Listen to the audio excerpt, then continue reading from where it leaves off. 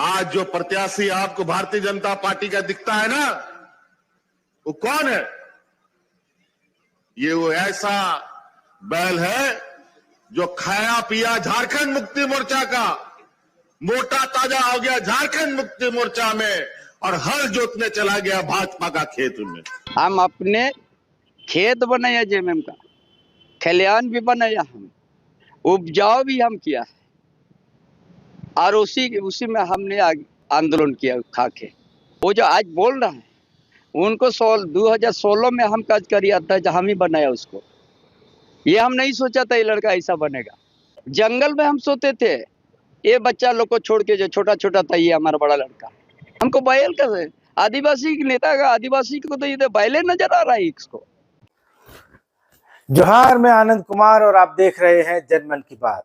दोस्तों, घाटशिला उपचुनाव में जनता के मुद्दे गायब हैं। नौकरी मुद्दा नहीं है, स्कॉलरशिप का मुद्दा बिग गोल है। अस्पतालों में मौत मंडराती है, स्कूलों में भूतों का डेरा है, पलायन है, गरीबी है, रोना है। लेकिन ये सब हाशिए पर हैं। चर्चा में कौन है? बैल।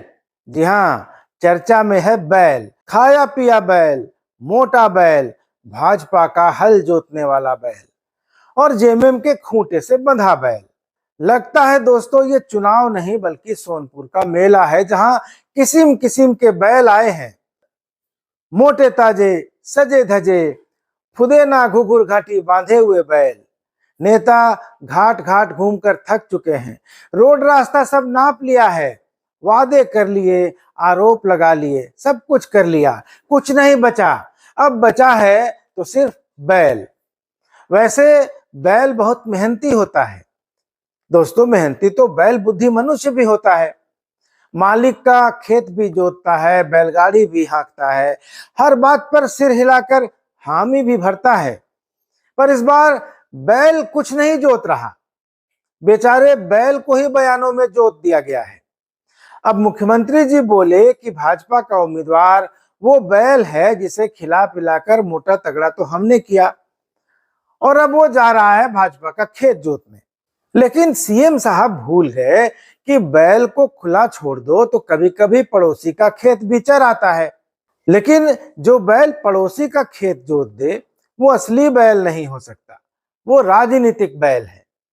लेकिन इस बैल वाले बयान पर हमारे चंपईदा बहुत आहत हो गए। अब जिसे सीएम साहब ने बैल कहा था, दादा उनके पप्पा ठहरे। बुरा तो लगना ही था। कहने लगे, विधायक दल की बैठक में मेरा अपमान हुआ। आंदोलन के दिनों में जब हम जंगल में सोते थे, मेरे बच्चे चटाई पर सोते थे, तब इतनी तकलीफ नहीं हुई। पर जब सीएम ने बैल कहा तो आंखों से आंसू निकल गए।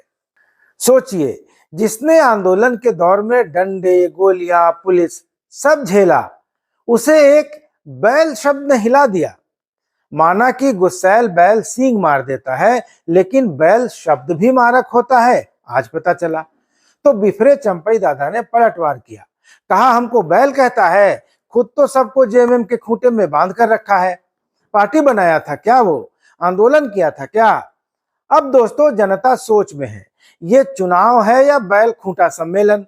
दादा बोले आदिवासी की बात करता है, पर आदिवासी की जमीन पर बांग्लादेशियों का घर बन गया है। यानी अब मामला बैल और खेत से आगे बढ़कर बांग्लादेश पहुंच गया। कहने लगे, क्या सरकार में औकात है कि उनको हटाए? अब ये औकात शब्द सुनकर लगता है झारखंड की राजनीति का नया स्लोगन बन गया है, औकात बताओ वोट पाओ। अब जनता पूछ रही है कि भैया, हमें तो लगा चुनाव में चर्चा होगी बेरोजगारी की, महंगाई की, सड़क पानी बिजली की, पर यहाँ तो मुद्दे ही सब मैदान छोड़कर भाग गए और मोटा ताजा बैल हल जोतने आ गया। अब सभा में भीड़ नहीं जुटती तो शायद अगली बार कोई बैल रेस रख ली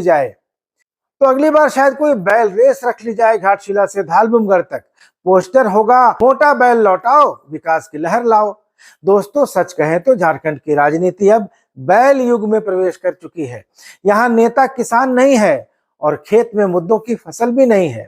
बस कुछ वीरान खूंटे बचे हैं, कुछ रस्सियां बची हैं और हर पार्टी कह रही है हमारा बैल ऑल इज वेल। तो घाटशिला के इस चुनाव का नारा ये होना चाहिए कि बैल हमारा, राज तुम्हारा, नहीं चलेगा नहीं चलेगा। बाकी जनता तो जानती है, सियासी खेत में हल चाहे जो भी जोते, कटती तो हमेशा जनता की ही है। तो दोस्तों, आपको क्या लगता है, इस चुनाव में किसका कटा? अपनी राय जरूर दीजिएगा। चैनल को सब्सक्राइब नहीं किया तो सब्सक्राइब भी कर ही लीजिएगा। अगले वीडियो में मिलेंगे, तब तक इजाजत दीजिए। धन्यवाद। जय बैल राम जी की जय जय।